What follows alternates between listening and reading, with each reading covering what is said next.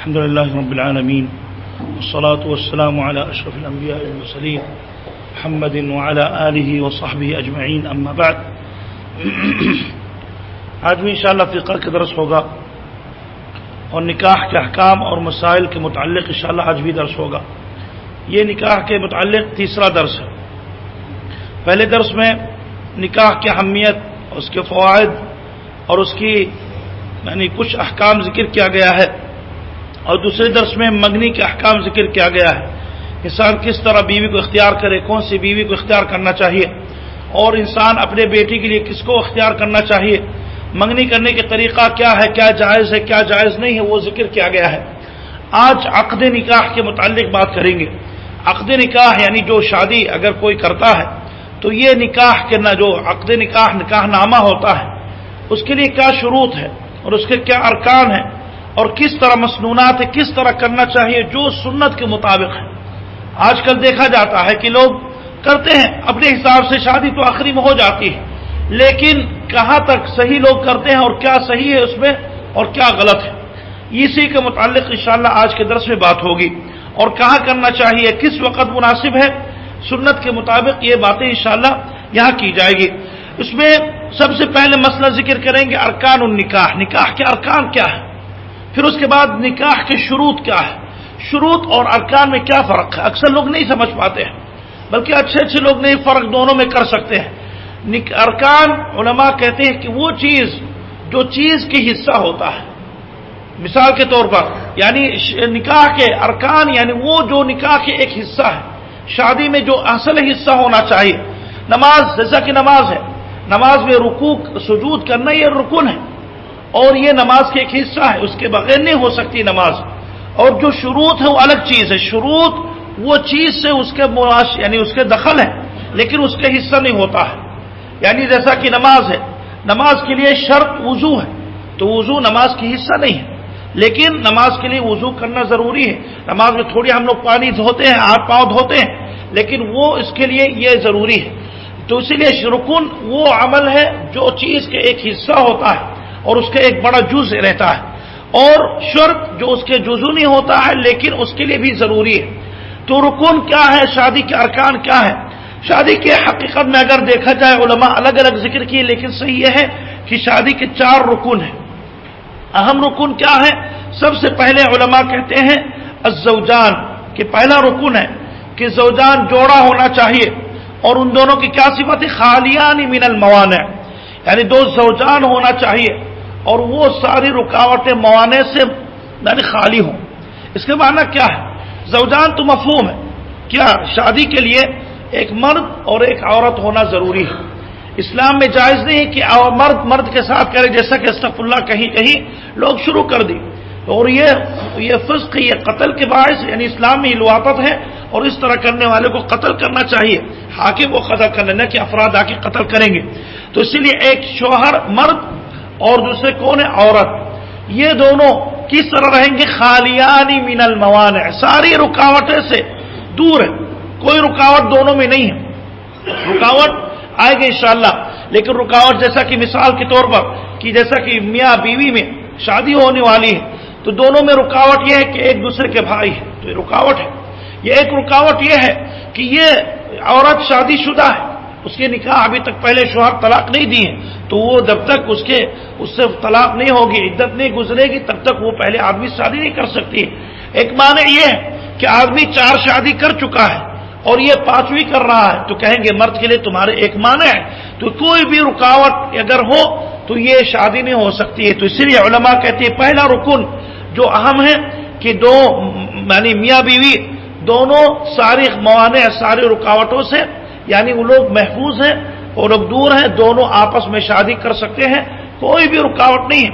بہت سے لوگ یہ پوچھتے ہیں کہ اگر عورت حیض کے ایام میں ہے تو کیا رکاوٹ ہے، کہیں گے نہیں، رکاوٹ نہیں ہے، بلکہ حیض کے ایام میں عورت شادی کر سکتی ہے. آدمی اگر جنابت کے حالت میں تو یہ رکاوٹ نہیں ہے، آدمی بھی اس میں نکاح کر سکتا ہے، کوئی حرج نہیں ہے. لیکن اگر عورت طلاق اس کو ملتی ہے کہ پہلے شوہر سے اور عدت نہیں گزرتی ہے، عدت میں ہوتی ہے، تو پھر یہ معنی ہے یعنی اس کی وجہ سے نہیں نکاح کر سکتی ہے اللہ کی جب یہ عدت ختم ہو جائے. تو پہلا رکن زوجان 2 جوڑا ما خالیان من الموانع، سارے رکاوٹوں سے وہ دونوں محفوظ ہیں۔ دوسرا رکن جس کو کہتے ہیں ایجاب، اور تیسرا قبول۔ ایجاب اور قبول کے معنی کیا ہے؟ ایجاب اور قبول کے معنی یہ ہے کہ جب انسان شادی کرتا ہے لڑکی سے تو بات چیت ہونی چاہیے، جیسا کہ شروع میں بتایا گیا کہ نکاح کے الفاظ سے افضل ہونا چاہیے۔ یعنی انسان اگر کسی لڑکی سے شادی کرنا چاہتا ہے تو بتایا جائے گا کہ ڈائریکٹ لڑکی سے نہیں کہہ سکتا ہے، ہر لڑکی سے اشارہ کرے، لیکن ہاں کہنے اور راضی ہونے کے لیے شرط یہ ہے کہ ولی ہونا چاہیے۔ تو انسان جب پیش کرتا ہے، لڑکی کے باپ کے پاس آتا ہے تو یہ پیش کرتا ہے، اس کو ایجاب کہتے ہیں، اور جو جواب وہ دیتا ہے اور قبول کرتا ہے تو اس کو قبول کہتے ہیں۔ الٹا بھی ہو سکتا ہے، یعنی مثال کے طور پر آدمی کسی لڑکی سے شادی کرنا چاہتا ہے تو باپ ولی کے پاس جاتا ہے اور کہتا ہے یہ تمہاری لڑکی، یہ جو شادی شدہ نہیں ہے یا جس کی طلاق ہو گئی یا فلاں لڑکی کے نام لے لے یا صفت بتا دے، کہتے میری شادی، میں اس سے شادی کرنا چاہتا ہوں، تو اس کو ایجاب کہتے ہیں۔ آدمی ولی جو ہوتا ہے اگر وہ کہتا ہاں ٹھیک ہے منظور ہے یا ٹھیک ہے میں راضی ہوں یا کوئی بھی اس طرح لفظ، اس کو قبول کہتے ہیں۔ تو یہ دونوں ضروری ہیں، اس کے بغیر نکاح نہیں ہوتا ہے۔ یعنی انسان اچانک آ کے شادی کر دے کہ وہ تو میری بیوی ہے، کہیں گے نہیں، جب تک آپ ایجاب قبول نہیں کرو گے تو نہیں ہو سکتا ہے۔ الٹا بھی ہو سکتا ہے کہ لڑکی کے باپ آئے شوہر کے پاس یا آدمی کے پاس کہہ دے کہ آپ ماشاءاللہ نیک صالح انسان ہو، ایسے کرو میری بیٹی سے یا میری بہن سے آپ شادی کر لو، یہ الٹا وہ ایجاب کہتا ہے، اور شوہر قبول کرے گا، کہتے میں قبول کر رہا ہوں یا میں راضی ہوں، تو اس کو قبول کہتے ہیں۔ تو ایجاب اور قبول ضروری ہے، لیکن اگر کوئی انسان پیش کرتا ہے اور وہ جواب نہیں دیتا ہے، لڑکی کو اٹھا کے لے کے جاتا، کہیں گے نہیں شادی ابھی تک نہیں ہوئی، بلکہ ضرور ہے کہ یہاں سے کوئی پیش کرے اور دوسرے طرف سے قبول ہو جائے۔ اور یہ ضروری ہے کہ کس لفظ سے؟ کوئی بھی لفظ جس سے پتہ چلتا کہ نکاح یہاں مراد ہے۔ یعنی انسان یا تو یہ کہے کہ میں اس لڑکی سے شادی کرنا چاہتا ہوں یا نکاح کرنا چاہتا ہوں یا زواج کرنا چاہتا ہوں، تو یہ الفاظ صریح کہتے ہیں، اور کچھ الفاظ غیر صریح ہے۔ انسان یہ کہتا ہے کہ یہ لڑکی آپ میرے پاس اس کو بھیج دو، یا اس کو پوری زندگی میرے ساتھ وہ اگر گزار لے تو کیا حرج ہے، تو یہ صریح نہیں نکاح کے، لیکن اگر وہ سمجھ لے کہ میرا مقصد یہ ہے تو پھر یہ ہو جاتا ہے۔ تو اس لیے یہ الفاظ کوئی بھی لفظ سے اگر ایجاب و قبول ہو جائے تو کوئی حرج، یعنی تو نکاح ہو گئے۔ اگر دونوں زبان سے بات نہیں کر پاتے ہیں، اشارے سے کرتے ہیں یا لکھ کر کرتے ہیں، تو وہ بھی ہو جاتا ہے۔ کبھی کبھی ہوتا ہے کہ انسان پیغام بھیجتا ہے کسی آدمی سے شرم کی وجہ سے، یا اس سے بات نہیں کر سکتا ہے شرم کی وجہ سے یا خوف کی وجہ سے، تو لیٹر رسالہ لکھتا ہے، میسج لکھتا ہے کہ آپ کی بیٹی سے میں کرنا چاہتا ہوں، اور وہ جواب دیتا ہے لکھ کر کہ میں قبول میں نے کی ہے۔ تو اگر پتا ہے کہ دونوں صحیح، یہی اسی کا رائٹنگ ہے اور اسی کا جواب ہے، تو ہو جاتا ہے۔ جیسا کہ بہت سے لوگ پوچھتے ہیں کہ فون کے ذریعے سے شادی ہو سکتی ہے، انٹرنیٹ کے ذریعے سے ہو سکتی ہے۔ شرط یہ ہے کہ ہمیں یقین ہے کہ سامنے جو اس طرف جو موجود ہے فون پہ، اس طرف وہ کون ہے، ایسے نہیں کہ کوئی اجنبی آدمی ہو جو شادی کرا رہا، ہمیں پتا ہے کہ وہ اس کا باپ ہے یا اس کے جو رشتہ دار ہے اس کے تعلق ہے، اور جو یہاں سے وہ شوہر ہے اور رضامندی مکمل ہے تو پھر جائز ہے، ورنہ اگر اس طرح محقق نہیں ہے تو نکاح بھی ہو سکتی ہے۔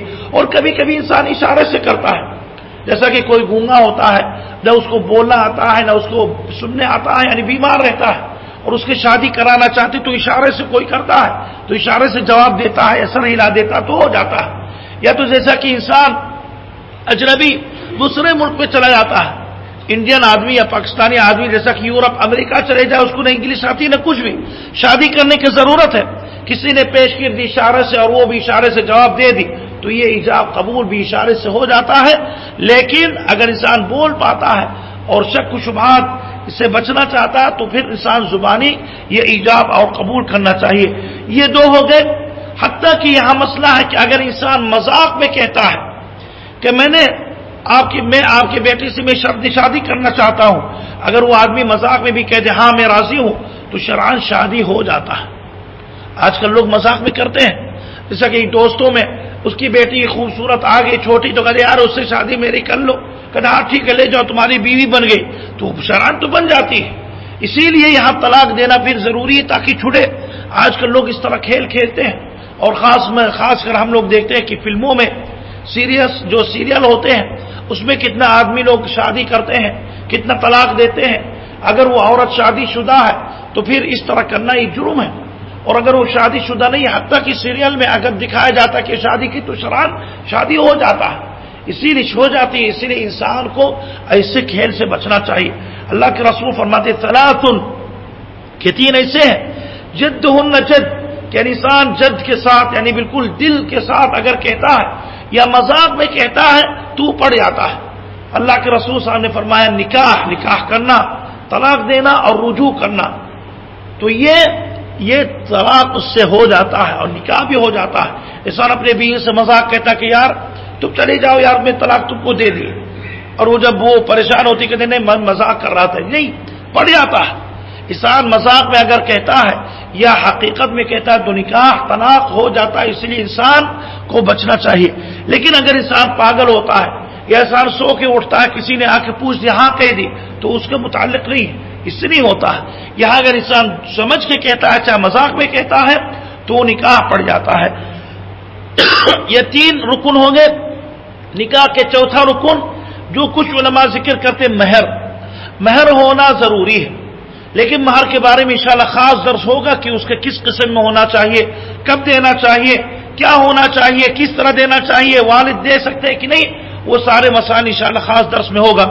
لیکن مہر کے بارے میں کچھ اختلاف ہو، کچھ علماء کہتے ہیں یہ سنت واجب ہے، یعنی صرف اگر انسان دے دے تو ٹھیک ہے، اس سے نکاح سے کوئی دخل نہیں ہے، لیکن صحیح نہیں ہے، بلکہ صحیح ہے کہ یہ رکن ہے۔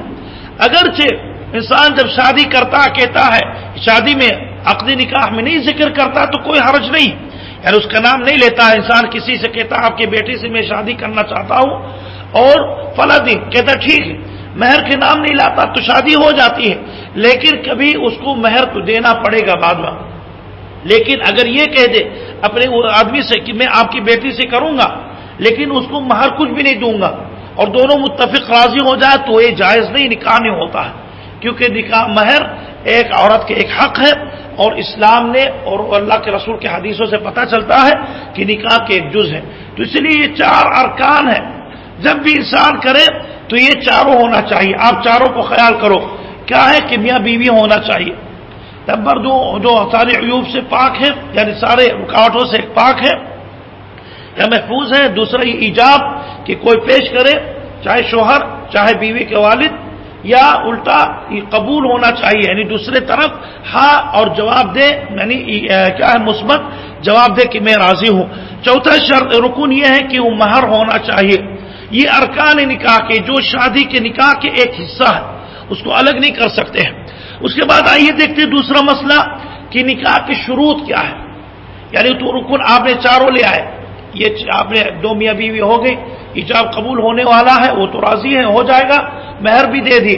اب دیکھنا چاہیے کہ شروط کیا ہے، اب نکاح کس طرح اجرا کرے، اس میں کچھ شروط ہے، چار اہم شرط ہے، اس کے بغیر نکاح نہیں ہوتا ہے۔ یعنی اگر انسان سب کچھ کر لیتا ہے لیکن اگر یہ چاروں کو خیال نہیں کرتا ہے حتی الامکان تو اس کے نکاح نہیں ہوتا ہے، ابھی نکاح باطل رہتا ہے۔ کیا ہے؟ سب سے پہلے تعیین الزوجین، یعنی دونوں میاں بیوی کو معین کرنا چاہیے، مرد کون ہے عورت کون ہے۔ کبھی کبھی ہوتا ہے کہ انسان جاتا ہے کسی گھر میں منگنی کے لیے تو گھر والے کہتے بھائی آپ کے اختیار ہے، چاہے یہ لڑکی لے لو چاہے اس کی بہن سے کر لو، آپ تو اچھے انسان ہو، دونوں میں سے آپ کچھ بھی کر لو، اور انسان فیصلہ بھی نہیں کرتا ہے، نہ نکاح نامہ لایا جاتا ہے، اعلان کر کیا جاتا ہے کہ دونوں میں سے ایک سے کریں گے، یہ تو نہیں ہو سکتا، بلکہ معین کرنا چاہیے کہ فلاں آدمی جس کے نام مثال کے طور پر عبداللہ ہے اور یہ عبداللہ ابن، اس کو بتایا جائے کہ یہ آدمی ہے، اور کس لڑکی سے اس کا نام بھی لیا جائے، مثال کے طور پر فاطمہ بنت علی یا اس طرح نام لیا جائے، تو یہ متعین ہونا چاہیے۔ اگر وہ موجود نہیں ہے سامنے تو اس کی صفات یا کوئی بھی طریقے سے متعین کرنا چاہیے۔ لیکن انسان کہتا ہے ابھی کوئی لڑکا ہوگا، غلط ہے۔ یا انسان جیسا کہ لڑکی بھاگنے چاہتی گھر سے کہیں بھی جانا چاہتی تو انسان فرضی نکاح نامہ بنا لے اور لکھ دے، اعلان کر دے کہ اس نے نکاح نامہ ہوگا، کون ہے، کہتے ابھی تک شوہر ٹھیک سے نہیں ملا، بعد میں نام کسی بھی چڑھا دیں گے، نہیں ہوتا ہے۔ نکاح کے وقت مرد اور عورت متعین کرنا چاہیے کہ کون کر رہا ہے، کون کس سے کر رہا ہے، اور خاص کر یہ کب پڑتا ہے جب ایک وقت میں کئی لوگ شادی کرتے ہیں، جیسا کہ ایک گھر میں 3 بھائی ہیں، تینوں کرنا چاہتے ہیں، اور وہاں 3 لڑکیاں ہیں، ابھی تک فکس نہیں ہوا کہ کون کس سے کرے گا، نکاح نامے میں اس میں لکھ دیتے ہیں، جو لکھ کے کس کے نصیب میں آتا نہیں، آپ پہلے تعین کر لو، اس کے بعد نکاح نامہ کرو. تو یہ پہلا شرط ہے کہ دونوں متعین کرنا چاہیے. دوسرا شرط یہ ہے رضا الزوجین، یعنی جو شادی کر رہے ہیں مرد ہو یا عورت دونوں راضی ہونا چاہیے. زبردستی کرنا جائز نہیں، الا کہ اگر لڑکا چھوٹا ہو یا لڑکی چھوٹی ہے یا لڑکا پاگل ہے یا لڑکی پاگل ہے، تو پھر اس میں والد جبرن کر سکتا ہے، کیونکہ چھوٹا نہیں جانتا ہے کیا اس کی خیریت ہے. اسلام میں جائز ہے کہ اگر انسان 5 سال کے ہو تو نکاح کر سکتے ہیں، کوئی حرج نہیں اسلام میں. لیکن یہی لڑکا جب بالغ ہوگا، بڑا ہوگا، تو اس کے اختیار رہے گا. اگر وہ ہاں کہہ دے تو باقی وہی نکاح میں رہیں گے، اور اگر نہ کہہ دے تو الگ کر دیں گے. اور یہ تقریباً پہلے زمانے میں لوگ کرتے تھے، بچپن ہی میں نکاح نامہ کر دیتے ہیں، اور یہ شرائط جائز ہے، کوئی حرج نہیں. اللہ کے رسول حضرت عائشہ پہ کی ہے، اور حضرت عائشہ چھوٹی تھی، 1-2 سال بعد 2-3 سال بعد اللہ کے رسول صلی اللہ علیہ وسلم کے ساتھ اس کی رخصت ہوئی جب کچھ بالغ ہو گئی. تو اسی لیے یہ جائز ہے. تو اسی لیے اگر دونوں بالغ ہیں، عاقل ہیں، تو پھر ان دونوں کے رضامندی ہونی چاہیے. ہم لوگ جانتے ہیں کہ آدمی تو جانتے ہیں، اکثر لوگ تو شوہر تو راضی رہتے ہیں، لیکن پہلے زمانے میں کبھی کبھی والدین زبردستی کرواتے تھے. لڑکا اپنے ماتحت تو کیا کہتے ہیں کہتے ہیں آپ کی شادی آپ کی مثال کے طور پر چچے زاد بہن سے ہوگی. لڑکا کہتے ہیں میں نہیں کرنا چاہتا، کہ نہیں آپ کرو گے کچھ بھی، یا تو آپ میرے بیٹے نہیں ہو، آپ کرو گے ورنہ تم میرے میراث سے محروم رہو گے. تو یہ اس طرح کرنا یہ حرام ہے، جیسا کہ لوگ کرتے ہیں. اور اسی طرح لڑکی پر بھی جبر لوگ کرتے ہیں. لڑکی کے کوئی اختیار نہیں، کوئی پوچھتا نہیں، والدین فکس کر لیتے ہیں، پیسہ طے کر لیتے ہیں، کیا بات ہوگی کیسے ہوگی، آخری میں لڑکی کو بتایا جاتا ہے. بھائی لڑکی کو پتہ نہیں ہے، پتہ نہیں لڑکی اس سے کیا اس کے دل میں کیا باتیں ہیں. ہو سکتا ہے لڑکی ایسے لوگوں کو نہیں پسند کرتی ہے. لڑکی جیسے کبھی ہوتا ہے کہ نیک صالح ہوتی ہے، والد اتنا نیک صالح نہیں رہتے ہیں، تو والد اپنے حساب سے ڈھونڈتے ہیں، اور لڑکی وہ دوسرے طریقے سے دوسری شخصیت چاہتی ہے. تو اسی لیے رضا دونوں کی ہونی چاہیے، یعنی راضی ہونا چاہیے. کیا دلیل ہے؟ لڑکے کے بارے میں کم حدیث ہے، کیونکہ لڑکے کے بارے میں پتا ہے کہ لڑکا اپنے آپ کے ولی ہے. لیکن لڑکی کے بارے میں یہ ہے، اللہ کے رسول صلی اللہ علیہ وسلم کئی حدیثوں میں تاکید کی ہے. ایک حدیث میں اللہ کے رسول صلی اللہ علیہ وسلم فرماتے ہیں، کیا ہے جیسا کہ اللہ کے رسول ابن عباس سے روایت ہے کہ رسول نے فرمایا الطیب احق بنفسها من ولیها. طیب یعنی وہ عورت جو پہلے شادی کر چکی ہے، چاہے وہ بیوہ ہو چکی ہے یا اس کو طلاق دیا گیا ہے. اللہ کے رسول فرماتے ہیں یہ طیب عورت اپنے ولی کی بنسبت زیادہ حق رکھتی ہے، یعنی اختیار وہ زیادہ رکھتی ہے، کس سے کرنا کس سے نہیں کرنا ہے. وہ اجازت لیں گے اس سے، لیکن اصل اسی کی اجازت ہونی چاہیے. والبکر تستعمر، اور باقی رہنے جو کنواری ہوتی ہے اس سے مشورہ کیا جائے. وَإِذْنُهَا سُكُوتُهَا، اور اس کا خاموش رہنا یہی اسی کی اجازت ہے. یعنی حضرت عائشہ کی شروعات میں آتا ہے کہ حضرت عائشہ کے اللہ کے رسول یہ جو کنواری ہوتی شرمندہ ہوتی ہے، اس سے جب پوچھتے شادی تو خاموش رہتی ہے. تو اللہ کے رسول نے کہا اس کی خاموشی رضامندی کی نشانی ہے. لیکن اگر وہ رونے لگتی ہے، انکار کرنے لگتی ہے، یا اس کے چہرہ بدل جاتا ہے، یہ غصے ہو جاتی ہے، تو پتہ چل جاتا ہے کہ راضی نہیں ہے. لیکن اگر خاموش رہتی ہے، کچھ بھی نہیں کرتی ہے، تو یہ کیا ہے؟ رضامندی کی نشانی. یہ پہلے زمانے کی عورت لڑکیاں ہیں. آج کل بہت سی لڑکیاں بلکہ گھر والوں سے تو لڑائی کریں گی، شادی کرنے کے لیے لڑکا کو بھی کھلے عام بتاتی کہ کس سے کرنا ہے.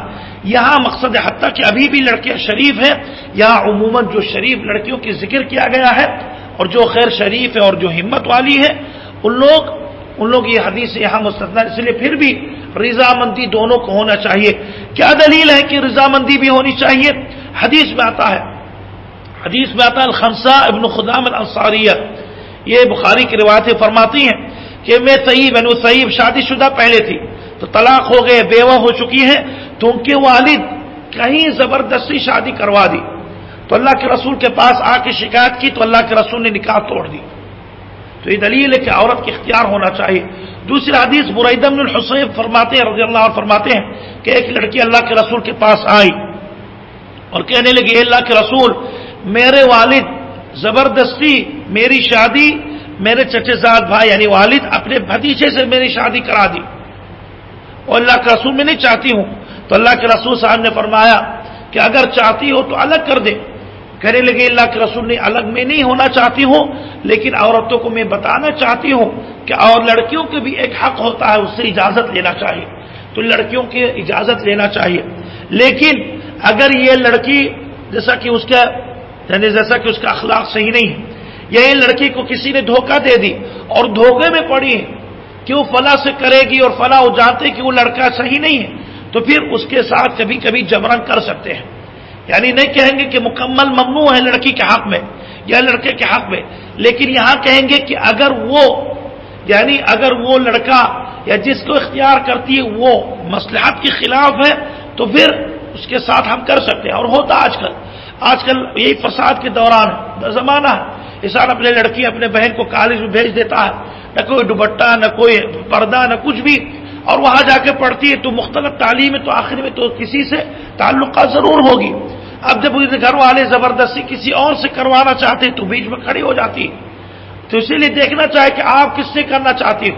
اگر کہتی وہ لڑکا سے تو دیکھنا چاہیے کہ وہ لڑکا صحیح ہے، یعنی دیندار ہے، اخلاق والا ہے، صحیح آدمی ہے کہ نہیں. اگر نہیں ہے تو پھر اس سے نہیں کرائیں گے، دوسرے سے کرائیں گے. اور اگر وہ اچھا ہے اس کے سامنے پیش کریں گے تو اس سے راضی اس کو ہونا چاہیے، سمجھانا چاہیے. اور اگر نہیں کرتی ہے، صرف اپنے خواہشات کے پیچھے چلنا چاہتی ہے، تو کبھی کبھی جبران کر سکتے ہیں. تو یہ 2 شرط ہو گئے. تیسرا شرط یہ ہے لڑکی کے لیے کہ اس کا ولی ہونا ضروری ہے. ولی ہونا یہ کئی بار ذکر یہاں درس میں، تفسیر میں اور فقہ کے درس میں کئی بار ذکر کیا گیا. ولی کوئی لڑکی کے لیے ہونا ضروری ہے، لڑکا کے لیے نہیں. لڑکا جو بالغ ہوتا ہے وہ اپنے آپ کے ولی ہے اگر وہ عقل مند ہو اور بالغ ہو. یعنی لڑکا کہیں بھی شادی کرے، اگر وہ بالغ عقل مند ہے، مشورہ دوسروں سے کرے، والدین سے سب سے کرے، لیکن حقدار وہ اپنے آپ کے نفس کے وہی حقدار. اور لڑکی کے ولی ہونا چاہیے. لڑکی کے ولی کون ہے؟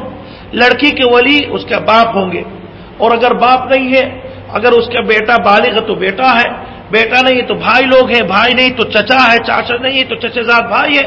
اس طرح قرابت والے جتنا قریب ہوں گے وہ ولی ہوں گے. کیا دلیل ہے کہ لڑکی بغیر ولی کے یعنی اگر لڑکی بغیر ولی کی شادی کرتی ہے تو اس کے جائز نہیں؟ یہ بہت ساری دلیلیں ہیں. دیکھیے علماء کے بارے میں اس میں علماء کی کیا رائے ہے.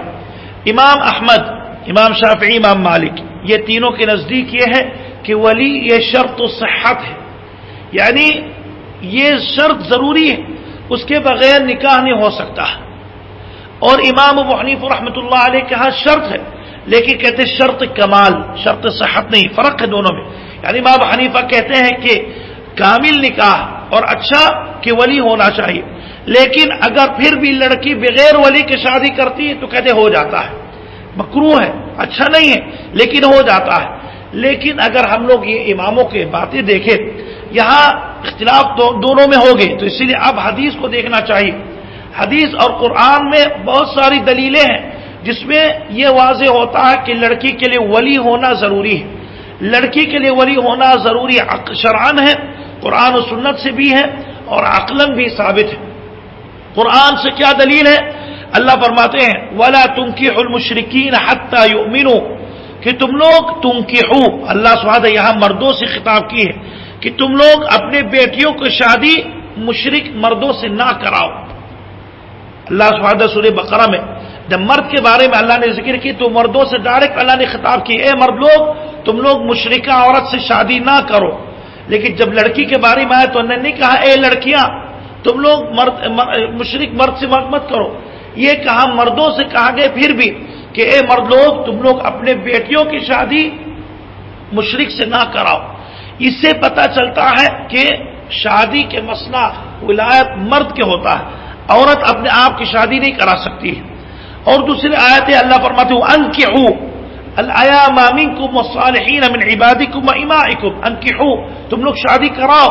اور اللہ سبحانہ عباد ذکر کی ہے اور اماء یعنی لونڈیاں ہوتی ہے، تو اس لیے انکاح کرانا یہاں انسان یعنی اللہ سبحانہ خطاب مردوں سے کی ہے. اسی لیے مرد لوگ ہی اپنے بہن مرد اپنے بیٹی کی شادی کرائیں گے، اپنے بہن کی شادی کرائیں گے، لیکن ان لوگوں کو راضی ہونا چاہیے. تو یہاں خطاب مردوں سے. اور حدیث میں کیا دلیل ہے؟ حدیث کے ایک حدیث میں آتا ہے، حضرت ابو موسیٰ الاشعری فرماتے ہیں لا نکاح الا بولی،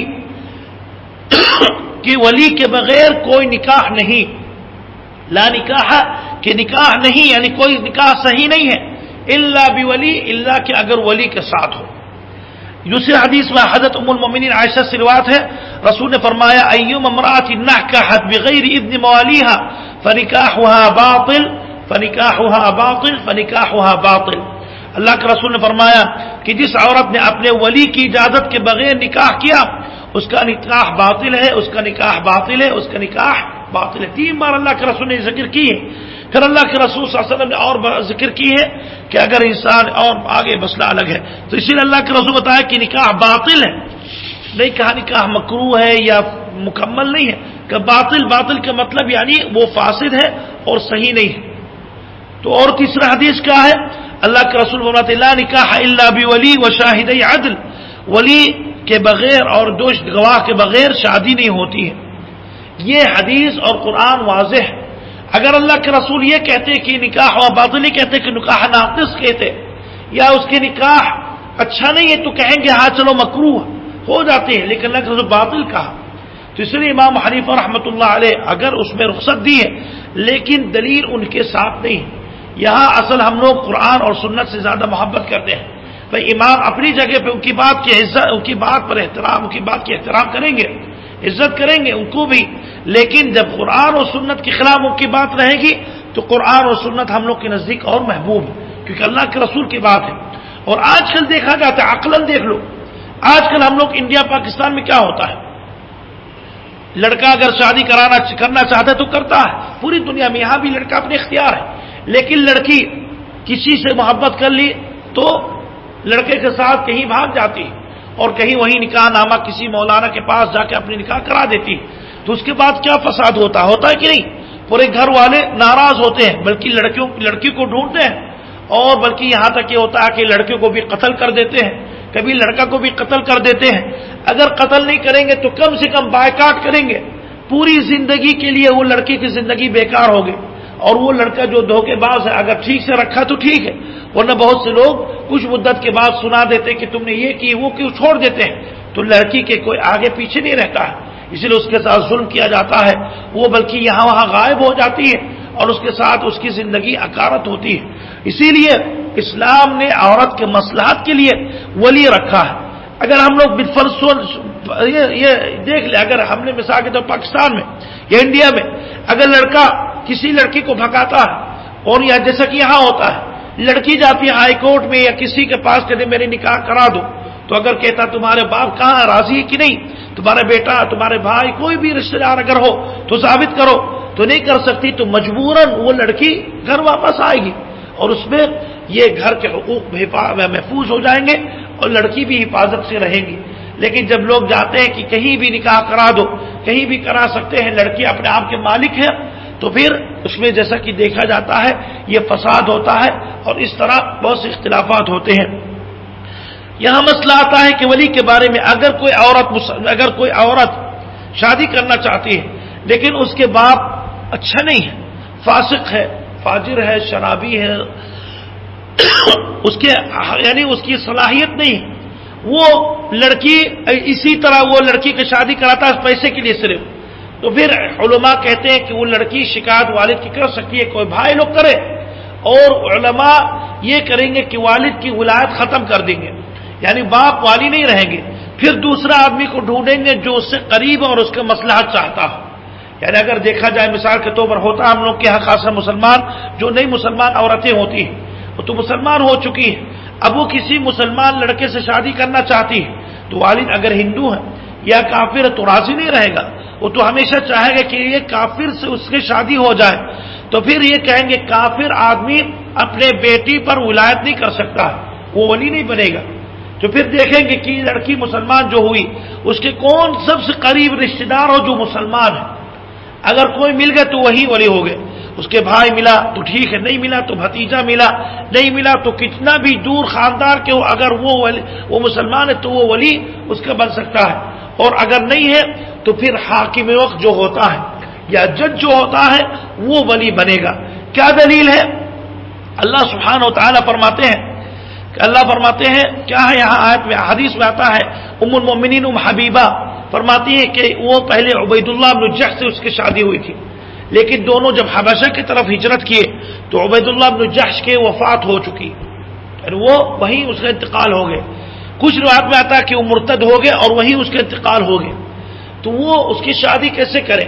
تو اللہ کے رسول صلی اللہ علیہ وسلم نے پیغام بھیجا اور وہ حبشہ میں تھی، تو نجاشی نے اس کے ولی بن کر اللہ کے رسول کی نکاح نامہ وہی پڑھوائے، وہی کروائے، تو کیونکہ وہ حاکم وقت اس وقت تھا اس جگہ میں حبشہ میں، تو اسی لیے وہی کرائے۔ تو اسی لیے اگر کوئی لڑکی کے پاس کوئی قریب رشتہ دار مسلمان نہیں ہے یا وہ حقدار نہیں ہے، وہ عقل مند نہیں ہے، وہ یعنی اس کے خیال نہیں کرتا ہے، تو پھر جو قریب جتنا جو اور ہوشیار ہو، جو جتنا قریب ہو وہی اس کے ولی بن سکتا ہے۔ اور یہاں مثال دیا گیا کہ اگر ہندو یا کوئی کافر عورت مسلمان ہو جاتی ہے تو دیکھا جائے گا کہ اگر حاکم ہے مسلمان تو وہ بنے گا، یا اگر جج جو رکھا گیا تو وہ بنے گا۔ اگر مثلا ایسے ملک میں رہتی ہے کہیں مسلمان جج فیصلہ کرنے کے لیے کوئی نہیں رہتا ہے، تو وہاں سب سے جو قریب اسلامی کمیٹی ہوتی ہے یا مسجد ہوتا ہے تو وہاں کے جو کمیٹی کے جو ذمہ دار ہوتا ہے یا وہ مسجد کے امام، تو وہ مجبوراً اسی حال میں کو ولی بن سکتا ہے، کیونکہ کیونکہ اس کے پاس کوئی ولی نہیں، لیکن کوئی نہ کوئی ولی اس کے لیے ہونا ضروری ہے۔ یہ عورت کے لیے اور مرد کے لیے ضروری نہیں کہ اس کے پاس ولی رہے، بغیر ولی کے اس کی نکاح ہو جائے گا اگر وہ عقل مند ہو اور اگر وہ بالغ ہو، لیکن اگر چھوٹا ہے اور وہ عقل مند نہیں ہے تو پھر بھی کوئی وصی ہونا چاہیے جو اس کی شادی کرائے۔ نمبر 4 چوتھا شرط کیا ہے کہ 2 گواہ ہونا چاہیے، یعنی آپ نکاح نامہ میں ایک ولی تو آ گئے تو اس کے بعد 2 گواہ ہونا چاہیے، 2 گواہ مسلمان ہوں، عدل والے، یعنی اچھے لوگ، نہیں کہ فاسق فاجر بدنام بدکار ایسے لوگوں کو ڈھونڈ کے لے آئے، بلکہ عدل والے۔ کیا دلیل ہے؟ اللہ کے رسول فرماتے لا نکاح الا بولی و شاہدی عدل، کہ نکاح نہیں ہوگی اللہ کی ولی کے ساتھ اور 2 گواہ، 2 عادل گواہ ہونا چاہیے۔ اللہ کے رسول فرماتے ہیں ولی اور 2 عادل گواہوں کے بغیر کوئی نکاح نہیں ہوگا، تو اس لیے 2 گواہ ہونا چاہیے۔ نکاح نامے کے وقت، ایجاب قبول کے وقت 2 آدمی کو رکھ لے، جیسا کہ کسی کی شادی ہے تو 2 آدمی جو شریف ہے کہتے تو آپ لوگ گواہ بنو کہ یہ شادی ہو رہی ہے، اور اعلان بھی کرنا چاہیے۔ چپکے سے شادی کرنا جائز نہیں، بہت سے لوگ جیسا کہ چپکے سے شادی کرنا چاہتا ہے تو کہتا آدمی سے، سسر سے کہ صرف میں اور آپ اور یہ لڑکی جانے، کوئی نہیں جانے، جو جائز نہیں، یہ سفاح ہوتا ہے بلکہ تہمت ہو سکتی۔ تو اس طرح کوئی بھی غلط کام کرے گا اور کہتے میری نکاح نامہ ہے، ہم نے کسی کے نہیں بتائے، لیکن اسے اللہ کے رسول نے کہا اعلان کرو، اعلان کرو، نکاح کو اعلان کرو، اعلان ہونا چاہیے۔ اور اللہ کے رسول اسی لیے حکم دی کہ ولیمہ کرو، دعوت دو، تاکہ لوگ سب کو پتہ چل جائے، کوئی آپ کو تہمت نہ لگائے۔ اگر آپ ہی جیسے کوئی انسان شادی کر لیتا ہے اور گھومتا ہے کہیں بھی جاتا ہے، دیکھنے والا کیا کہے گا کہ یار اس کی بیوی فلاں ملک میں ہے، یا اس کی یہ شادی تو نہیں کیا تھا ابھی تک ہم لوگ کو پتہ نہیں ہے، تو کیا کہے گا؟ لوگوں سے بتائے گا کہ میں نے فلاں آدمی کو دیکھا کسی عورت کے ساتھ گھوم رہا ہے، تو اس لیے یہ تہمت آ سکتی ہے۔ اور اس طرح جب تہمت لگائیں گے اور اسی کو پتہ چلے گا تو آپس میں دشمنی ہوگی، وہ بھی الٹی سیدھی باتیں نکالیں گے، اور اس طرح اگر انسان غلط بھی کریں گے تو بہانہ لگائیں گے کہ میری نکاح میں نے چپکے سے نکاح کی ہے، اس لیے جائز نہیں ہے۔ آج کل جیسا کہ کچھ ملکوں میں جو کہتے ہیں زواج عرفی، یعنی چپکے سے کرتے ہیں، کسی کو نہیں بتاتے، لکھ دیتے، آپس میں رکھ لیتے ہیں، جائز نہیں ہے، بلکہ اعلان کرنا چاہیے۔ اور اگر اس کو لکھ سکتے ہیں، ہائی کورٹ میں نام درج بھی کر سکتے ہیں یا رجسٹری کر سکتے ہیں تو کریں، تاکہ ثبوت رہے اور کبھی آپ کے حق میں یہ یعنی مصیبت نہ بنے۔ تو یہ نکاح کی 4 شرط ہے کہ کیا پہلے شرط ہے کہ میاں بیوی جاننا چاہیے کہ کون ہے شوہر اور کون ہے بیوی، صفات کے ساتھ یا سامنے ہو۔ نمبر 2 دونوں راضی رہیں۔ نمبر 3 ولی ہونا چاہیے عورت کے لیے، اور نمبر 4 2 گواہ ہونا چاہیے۔ یہاں ایک مسئلہ ہے کہ اگر انسان خود نہ رہے عقد نکاح میں تو کوئی حرج نہیں، اگر اپنے وکیل بنا لے۔ یعنی بہت سے لوگ یہ نہیں سمجھ پاتے ہیں، آدمی جیسا کہ شارجے میں ہے اور کوئی شریف لڑکی وہاں مل گئی گھر والوں کو، اچھی لڑکی ہے اور اچھی ماشاءاللہ رشتہ دار ہے، اور وہ لڑکی جیسا کہ گھر والوں کے آگے پیچھے کوئی نہیں ہے، چھوڑنا چاہتے ہیں، تو پھر کیا حرج ہے کہ انسان شادی نکاح نامہ کرا دے؟ وہ سے لوگ کہتے ہیں ہم موجود نہیں تو کیسے نکاح ہوگا؟ کہیں گے ہو جائے گا۔ آپ اپنے والد سے یا کسی سے کہیں تو کہ آپ نکاح میں آپ میرے جگہ پہ آپ وکیل بن جاؤ، یعنی آپ میرے جگہ پہ نائب بنو، آپ میرے جگہ پہ نکاح نامے میں دستخط کر دو اور وہاں قبول کرو۔ جب پوچھیں گے کہ آپ کے بیٹے کی شادی تو آپ کے وہاں قبول ہے۔ اسی طرح لڑکی کے بدلے میں کوئی والد رہے کوئی کسی اور کو کرا دے، جیسا کہ ہوتا ہے کہ انسان جاتا ہے کہ فلاں آدمی عالم ہے، اچھا انسان ہے، تو کیا کہتا ہے کہ میری بیٹی کے میں ولی ہوں لیکن میں راضی ہوں، اسی لیے شادی میں آپ فلاں آدمی سے میری اس سے پوچھ لو، اگر وہ راضی ہے تو میں میری بیٹی کی شادی اس سے کرا دو۔ تو یہ وکیل ہے رضامندی، کیونکہ ہم نے اس کو اجازت دی ہے تو کرا سکتا ہے۔ کیا دلیل ہے؟ حدیث میں آتا ہے، عقبہ بن عامر سے روایت ہے کہ نبی صلی اللہ علیہ وسلم نے ایک آدمی سے پوچھا، اللہ کے رسول ایک آدمی سے یہ سوال کی ہے، کیا تم راضی ہو کہ میں تمہارا نکاح فلاں عورت سے کر دوں؟ اس نے کہا جی ہاں اے اللہ کے رسول۔ تو اللہ کے رسول نے اس عورت سے بھی جا کے پوچھا، کیا تو راضی کہ تیرا نکاح فلاں شخص سے کر دوں؟ یعنی دونوں سے پوچھا۔ تو لڑکی بھی کہتا ہاں میں راضی ہوں کہ آپ میرے نکاح کر دو، یعنی آپ میرے ولی یا آپ میرے وکیل بن جاؤ۔ تو اللہ کے رسول نے کہا، اللہ کے رسول نے کہا جی ہاں۔ تو اللہ کے رسول چنانچہ آپ نے ان دونوں کا نکاح کر دیا۔ اللہ کے رسول صلی اللہ علیہ وسلم نے دونوں کی نکاح کر تو اللہ کے رسول وکیل بنے۔ تو انسان وکالت نامہ لے سکتا ہے، جیسا کہ ہم لوگ بہت سے لوگ کرتے ہیں کہ انسان جیسا کہ یہاں سے انڈیا فون کرتے ہیں، کوئی رشتہ دار اس سے کہتا کہ میرے بیٹی کے لیے کوئی اچھا آدمی ڈھونڈو اور اس سے شادی کرا دو، وہیں ہم نہیں آ سکیں گے۔ تو آدمی جو ذمہ دار ہے تو وہ ولی بن جاتا ہے، وکیل بن جاتا ہے، ولی کے وکیل بن جاتا ہے، تو وہ کرا سکتا ہے کیونکہ ولی اس میں راضی ہے۔ اس کے بعد یہاں مسئلہ ہے کہ نکاح، عقد نکاح کس طرح کیا جائے اور کہاں کرنا چاہیے۔ عقد نکاح بتایا گیا کہ 4 وہ رکن ہے، ضرور ہے کہ پہلے بتایا گیا کہ دونوں جو شوہر میاں بیوی ہوتے ہیں وہ ہر رکاوٹ سے کیا ہے محفوظ رہیں۔ تو یہ دونوں بتایا گیا کہ دونوں راضی رہنا چاہیے۔ اگر سامنے جیسا کہ فلاں تاریخ رکھا گیا، کس تاریخ میں رکھنا چاہیے؟ یعنی نکاح نامہ اعلان کرنے کے لیے یا شادی عقد نکاح کرنے کے لیے جو کہتے ہیں لوگ، یعنی نکاح ہونے کے لیے کون سی تاریخ بہتر ہے اور کون سے دن بہتر ہے؟ دیکھیے اللہ کے رسول سے کسی خاص دن کے متعین نہیں کیا گیا، یعنی اللہ کے رسول سے ثابت نہیں ہے کہ فلاں دن افضل ہے اور فلاں دن کرنا چاہیے، لیکن اکثر علماء یعنی بہت سے علماء یہ پسند کرتے ہیں، یعنی وہ لوگ اپنے طرف سے ہی کہتے ہیں، نہ کہ قرآن اور سنت میں ہے، کہتے جمعہ کے دن مبارک ہے، جمعے کے دن رکھے، اور خاص کر عصر سے یعنی عصر کے بعد سے مغرب تک، کیونکہ یہ دعا یہاں قبول ہوتی ہے۔ تو ہو سکتا ہے ایسے گھڑی پا جائے کوئی انسان جب دعا کرتا ہے تو اللہ دونوں کی زندگی اچھا بنائے، تو اسی لیے کچھ علماء کہتے ہیں جمعے کے دن، لیکن یہ کوئی دلیل نہیں ہے۔ اگر کوئی جمعے کے دن کرانا چاہتا ہے کیونکہ چھٹی ہے تو ٹھیک ہے، اگر جمعے کے دن چھٹی نہیں ہے کوئی اور دن ہے تو کوئی حرج نہیں ہے۔ تو انسان جیسا کہ لوگ آج کل شادیاں کرتے ہیں، کیونکہ جیسا کہ حال میں جیسا کہ جگہ لیتے ہیں تو فلاں دن بک رہتا ہے، فلاں دن خالی رہتا ہے، تو انسان جو بھی دن اختیار کرے تو بہتر ہے، اس کے اختیار ہے، لیکن یہ انسان خاص جمعے کے دن اختیار کرے یہ سنت میں نہیں ہے، اگرچہ بہت سے علماء کہتے ہیں افضل ہے، اگر ہو گئے جمعے کے دن تو ٹھیک ہے، ورنہ ضروری نہیں، نہ سنت ہے بلکہ عام دن برابر ہے۔ کون سے مہینہ افضل ہے اس میں بھی علماء کی کوئی یعنی اس میں کوئی کہیں صحیح رائے نہیں ہے، لیکن حضرت عائشہ سے ثابت ہے، حضرت عائشہ فرماتی کہ اللہ کے رسول صلی اللہ علیہ وسلم میری منگنی، میں نے نکاح یہ شوال میں کی ہے اور شوال میں میری رخصتی ہوئی ہے، اور میں اللہ کے رسول کے نزدیک سب سے محبوب یعنی بیوی بن چکی ہوں۔ اور حدیث میں آتا کہ حضرت عائشہ اپنے جو عورتیں ہوتی خاندان کے سب کی شادی نکاح نامہ شوال ہی میں کراتی تھی، تو یہ شوال میں اس کی فضیلت خاص نہیں کہہ سکتے ہیں، لیکن اگر کوئی شوال میں کرے تو ٹھیک ہے۔ کیوں شوال کی خصوصیت رکھی ہے؟ جیسا کہ بہت سے لوگ آج کے مسلمانوں میں یہ رواج ہے، بہت سے لوگ میرے پاس آئے، بہت سے لوگ سوال اس طرح کر چکے ہیں الگ الگ ایام میں، کہتے ہیں بہت سے لوگ کا رواج یہ ہے کہ عید اور بقرعید کے درمیان کوئی شادی نہیں ہونی چاہیے، یہ تو منتشر ہے کہ نہیں؟ اور یہ بالکل غلط ہے، یہ صحیح نہیں ہے۔ اگر انسان اس طرح عقیدہ کرتا ہے تو غلط ہے، اس کے عقیدہ صحیح نہیں ہے۔ کیونکہ لوگ کہتے ہیں نحوست ہے، اور شوال میں خاص کر کچھ لوگ کہتے ہیں یہ نحوست والے دن، غلط ہے۔ اللہ کے رسول صلی اللہ اور خاص سفر میں کچھ لوگ سفر سے زیادہ نحوست لیتے ہیں۔ اللہ کے حضرت عائشہ سے کہتے ہیں اللہ کے رسول صلی اللہ علیہ وسلم نے شوال میں کی ہے، اور حضرت عائشہ حکم دیا کرتی تھی کہ تم لوگ شوال میں کرو۔ شوال کون سے مہینہ ہے؟ رمضان کے بعد جو مہینہ آتا ہے وہ شوال ہے، تو اس لیے عید اور بقرعید کے درمیان کرنا بہتر، یعنی کوئی حرج نہیں۔ اگر کوئی انسان عید کے دن کرنا چاہتا ہے تو کوئی حرج نہیں، اگر انسان بقرعید کے دن کرنا چاہتا ہے تو کوئی حرج نہیں۔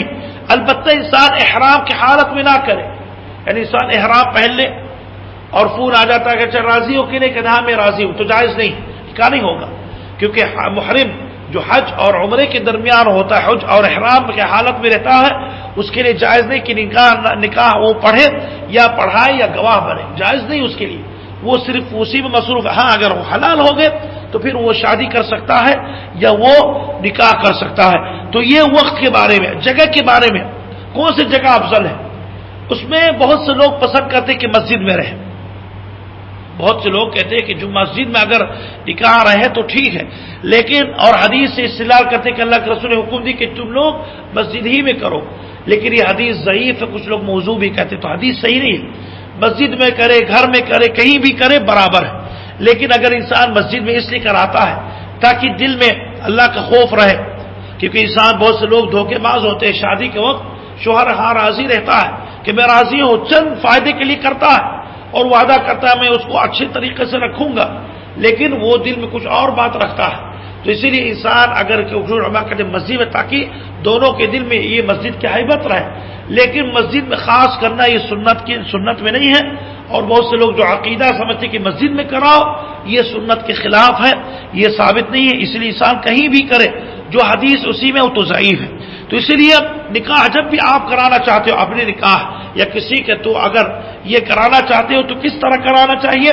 بتایا گیا کہ وقت میں کوئی خاص وقت نہیں ہے، نہ کوئی خاص دن ہے، نہ کوئی خاص وقت ہے، صبح یا شام یا رات کبھی بھی آپ کر سکتے ہو، کوئی خاص مہینہ نہیں۔ البتہ حضرت عائشہ فرماتی ہے کہ حج شوال زیادہ بہتر ہے، اور کوئی خاص جگہ نہیں ہے۔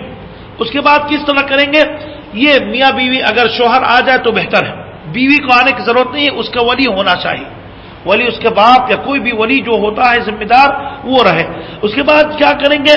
یہ ایجاب اگر قبول ہو جائے تو کافی، یعنی اگر شوہر یہ کہتا ہے، آپس میں دونوں جمع ہو جاتے، 2-3 لوگ ہوتے ہیں، 4 لوگ کہتے میں آپ کی بیٹی سے میں شادی کرنا چاہتا ہوں، کہتے میں قبول تو ہو گئے، لیکن بہتر علماء کہتے ہیں کہ اس کے ساتھ خطبہ حاجت پڑھی جائے۔ آج کل جیسا کہ ہوتا ہے، خطبہ حاجت کیا ہے؟ اللہ کے رسول خطبہ حاجت پڑھتے تھے، نکاح میں بھی خطبہ حاجت کیا ہے؟ حضرت عبداللہ مسعود سے روایت ہے کہ رسول صلی اللہ علیہ وسلم نے ہمیں نماز میں بھی تشہد سکھایا، اور کسی حاجت کے موقع پر بھی پھر انہوں نے نماز کا تشہد ذکر کیا، پھر اس کے بعد حاجت کا تشہد خطبہ حاجت بیان کیے۔ اللہ کے رسول حضرت عبداللہ مسعود فرماتے ہیں کہ اللہ کے رسول یہ ہمیشہ پڑھتے تھے ہر خطبے میں، اور یہاں سے مراد ہر خطبہ چاہے درس کے ہو یا حتیٰ کہ نکاح کے اگر خطبہ ہو، کیا پڑھے؟ وہی جو ہم لوگ خطبے میں پڑھتے ہیں، ان الحمد للہ نحمده ونستعینه ونستغفره ونعوذ باللہ من شرور انفسنا ومن سیئات اعمالنا من يهده الله فلا مضل له ومن يضلل فلا هادي له۔ بہت اچھا معنی، یعنی معنی اس کے بہت اچھے، آپ دیکھ لو۔ واشهد ان لا الہ، اللہ کی تعریف ہے اور حمد و ثنا ہے، اور اللہ کے رسول پر درود ہے، اس سے بہتر کیا ہو سکتا ہے؟ برکت اس سے ہوتی ہے۔ اس اللہ کے رسول یہ پڑھتے ومن يضلل الله فلا هادي له واشهد ان لا اله الا الله وحده لا شريك له واشهد ان محمدا عبده ورسوله۔ پھر 3 آیتیں پڑھے، یا ایھا الذین آمنوا اتقوا اللہ حق تقاته ولا تموتن الا وانتم مسلمون، آل عمران کی آیت ہے۔ دوسری آیت جو سورۃ النساء کی ابتدا میں ہے، یا ایھا الناس اتقوا ربکم الذی خلقکم من نفس واحدہ وخلق منها زوجها وبث منهما رجالا كثيرا ونساء واتقوا الله الذي تساءلون به والارحام ان الله كان عليكم رقيبا۔ پھر وہ 2 آیت پڑھے جو سورۃ احزاب میں ہے، یا ایھا الذین آمنوا اتقوا الله وقولوا قولا سدیدا يصلح لكم اعمالكم ويغفر لكم ذنوبكم ومن يطع الله ورسوله فقد فاز فوزا عظیما۔ پھر یہ ضرور نہیں کہ انسان اور بیان کرے نکاح کی اہمیت فضیلت، کچھ لوگ لمبے تقریر کر دیتے ہیں، نہیں، یہ سنت ہے۔ پھر انسان اعلان کرے کہ فلاں لڑکا، اس کا نام فلاں صفت ہے، فلاں کے بیٹا ہے، یہ اسے پوچھے کیا آپ فلاں لڑکی سے شادی کرنا چاہتے ہو؟ کہتا ہاں میں شادی کرنا چاہتا ہوں، یہ ایجاب ہے۔ پھر لڑکے کے ولی، لڑکی سے پوچھنے کی ضرورت نہیں ہے کیونکہ پہلے وہ راضی ہو چکے، اپنے والد کو اختیار ہے، اپنے ولی کو اختیار دی، بہت سے لوگ لڑکی کے پاس جاتے ہیں، وہ صحیح نہیں. یہی ولی ہے تو ولی سے پوچھے کیا آپ یہ لڑکے سے اپنی بیٹی کی شادی کرانا چاہتے ہو؟ کہتا ہاں میں راضی ہوں. تو یہ ہو ایجاب اور قبول ہو گئے. یا تو انسان خود ہی باپ سسر جو ہوتا ہے، جو لڑکی کے باپ ہوتا ہے یا لڑکا کے باپ ہوتا ہے، وہ خود اعلان کر سکتا ہے. یا انسان جو لڑکی کے باپ خاص کر ہوتا ہے کہ آپ میری بیٹی سے شادی کرنا چاہتے ہو، کیا میں آپ کو شادی میں کرانا چاہتا ہوں، فلاں عوض میں یہ ہے وہ ہے، کچھ شروط جو ذکر کرنا چاہتے ہیں ذکر کرے کہ آپ قبول کرتے ہیں کہ نہیں. اگر ہاں کہہ دی تو یہ ایجاب قبول ہو گئے اور یہ نکاح ہو گئے. تو یہ طریقہ ہے. افضل یہ ہے کہ بتایا گیا کہ سب کچھ ہونے کے بعد جگہ اور وقت اور سب کچھ اجتماع کرنے کے بعد انسان خطبہ حاجت پڑھ لے، اور خطبہ حاجت پڑھنے کے بعد یہ تفصیل ذکر کرے، اور تفصیل ذکر کرنے کے بعد انسان دعا پڑھے. دعا پڑھنا بہت سے لوگ جماعی طور پر دعا کرتے ہیں، ضروری نہیں، الگ الگ سب دعا کریں. یعنی نکاح ہو گئے چلو یعنی دعا سب کرو، سب الگ الگ دعا کریں گے. اللہ کا ضرور نہیں کہ انسان فوراً دعا، جیسا کہ بہت سے لوگ اجتماعی جو نکاح پڑھاتا وہی پڑھنے لگتا ہے، سب آمین کہو آمین کہو. نہیں، یہ سنت کے خلاف نہیں آتا ہے. کبھی کوئی کر دیا تو الگ بات ہے، لیکن عادت بنانا اور ہمیشہ کرنا اور اس طرح سنت سمجھنا یہ سنت نہیں ہے، بلکہ اس طرح ختم ہو گئے، نکاح ہو گئے اب ختم. اور اسی طرح یہ دونوں دلہا اور دلہن سے یہ اگر کوئی پڑھ لے یہ دعا اسی کے پاس سلام کر کے اس کے پاس جا کے، نہ کہ نکاح اسی میں پڑھے یا تو بعد میں اس کے پاس جائے. سنت یہ پڑھے بارک اللہ لک وبارک علیک وجمع بینکما فی خیر، یا کہے بارک اللہ لکما کہ اللہ سبحانہ وتعالی تمہیں دونوں میں برکت دے، وبارک علیکما اور تم پر اپنی برکت ڈالے، تم دونوں پر اپنی برکت ڈال دے، وجمع بینکما فی خیر اور تم دونوں کو خیر پر اور خیر کے ساتھ جمع کرے. یہ اچھی دعا ہے. انسان شوہر کے پاس جائے تو اس سے یہ بھی دعا پڑھے، یہ بہتر ہے. اور ہزار دعا سے افضل. بہت سے لوگ الگ الگ دعا لمبی کریں گے، نہیں، یہ مختصر ہے اور انسان سمجھ کے پڑھے، یہ اللہ کے رسول کی سنت ہے تو انسان یہ کرے. یہاں مسئلہ آتا کہ جیسا کہ لوگ حلوہ بانٹنے لگتے ہیں، کچھ لوگ پتہ نہیں کیا کرنے لگتے، یہ سب سنت میں نہیں ہے. عادت بنانا بھی سنت کے خلاف ہے. لوگ ویسے بہت سے لوگ کہتے ہیں ضروری نہیں، اگر عادت خوشی میں کوئی کر دیا تو الگ بات، لیکن انسان ہمیشہ کرے اور اس کو ضروری سمجھے، سنت سمجھے، یہ سنت میں نہیں ہے. اس لیے کچھ لوگ پتہ نہیں کیا کیا بانٹتے ہیں، اس کے لیے بلکہ لڑائی بھی ہوتی ہے. کیا کہتے ہیں اس کو؟ ہاں چھوارے کہتے ہیں نا، الگ الگ ہوتے ہیں، پتہ نہیں کیا کہ جو یہ لوگ کلر میں ڈالتے ہیں اور اس میں کیا کیا ڈالتے ہیں، اس کے لیے لوگ لڑتے ہیں، جیب میں بھر بھر کے لے جاتے ہیں. اس میں کیا اچھائی ہے، بس ایک عادت بنا لی. اور یہ نہیں، اور کچھ لوگ اس میں پتہ نہیں کیا کیا لکھ دیتے. نہیں، یہ کوئی ضرورت نہیں. اگر کوئی کر لے تو کوئی حرج نہیں، نہ کیا تو کوئی، لیکن سنت نہ سمجھے اور یہ عادت نہ بنائے. اور اسی طرح انسان اس کے بعد ولیمہ کرائے. سنت جو ہے ولیمہ، یعنی اپنے بیوی کے پاس اگر نکاح ہو گئے، رخصتی ہو گئی، اس کے بعد ولیمہ انسان کرے. ولیمہ کے مسائل خاص درس میں ہوگا اور رخصتی کے مسائل بھی خاص درس میں ہوگا. کس طرح شروع میں ملے اور سنت کے طریقہ کیا ہے یہ خاص درس ہوگا. اور اسی طرح ولیمہ کس طرح کس چیز سے کھانا چاہیے، کس طرح کرنا چاہیے، کب کرنا چاہیے، یہ انشاءاللہ خاص مسئلے میں آئے گا. تو یہ نکاح کی جو مختصر سنت ہے اور یہ اللہ کے رسول صلی اللہ علیہ وسلم سے ثابت ہے. لیکن اس میں اگر کوئی انسان گانا بجاتا ہے یا اور کوئی چیز تو حرام ہے. لیکن اگر کوئی انسان شعر پڑھتا ہے یا تو اعلان کرتا ہے دف میں، دف کس کو کہتے ہیں؟ دف جو ہوتا ہے جس میں چمڑے کے صرف ہوتا ہے، یعنی ہلکے سے مارنا، اور کچھ شعر پڑھے تو کوئی حرج نہیں ہے. یہ اللہ کے رسول سے ثابت ہے، لیکن خاص عورتوں میں ہونا چاہیے، مرد لوگ نہیں. آج کل لوگ بجاتے ہیں، اس میں گھنگرو ہوتا ہے، اس میں سیٹی بھی بجاتے ہیں، لوگ ناچتے بھی ہیں، کودتے بھی، یہ سب حرام ہے. جو جائز ہے کہ شعر کے ساتھ یعنی ہلکا سے مارے، جیسا کہ ہاتھ سے اس طرح عورتیں مارتی ہیں، تو یہ عورتوں میں یہ جائز ہے. لیکن انسان اس طرح گانا بجانا، میوزک چلانا، فلمی گانا، پتہ نہیں فحاشی الفاظ بھی ہوتی ہے، کیا ہوتا ہے، وہ انسان اس سے بچے. خوشی کے موقع ہے، اسی لیے یہ موقع بہت سے لوگ یہ کہتے ہیں کہ خوشی کے موقع یار بار بار تھوڑی آتا ہے. آپ الٹا کیوں سوچتے ہیں کہ یہ بار بار نہیں آتا تو کم سے کم ایک ہی بار ہوا تو اس کو کیوں سنت کے مطابق نہ کریں.